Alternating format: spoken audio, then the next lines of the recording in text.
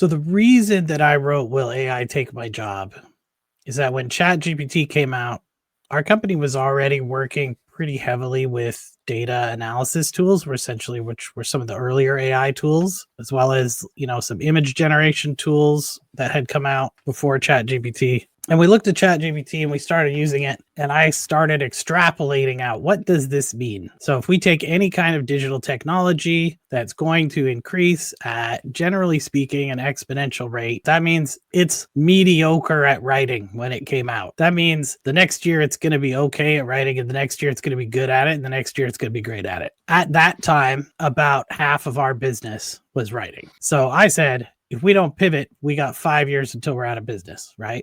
Or at least half of our business disappears. So we started changing what our service offerings were for our clients, the types of marketing that we help people with. And as I was talking to people in our industry and, small business owners, and we have some clients that are in manufacturing and stuff like that, and we talked to them, and no one seemed to have any idea what was coming. Everybody was like, oh, that's a neat magic trick that this computer thing does. Then they got all their friends and stuff telling them, well, AI doesn't write that well, so who cares? That's not really how this stuff works. What happens is you're a taxi company and you hear about somebody's putting their kid in a car with a stranger in Los Angeles or somewhere, and you're like, who cares? Nobody's going to do that here. And 2 years later, rideshare comes to town and your taxi company's out of business. So we need to be forward looking with the technology, and we need to predict to the best of our ability where that technology is going to lead and what that means for our work or our business or our job or our organization. How did we research it? A lot of the research is hands-on use of tools, and a lot of those tools are like the beta versions of those tools. So it's what's the next one that's coming out and we're already using it, researching how people are using it in their different industries, what tools are in development for those industries.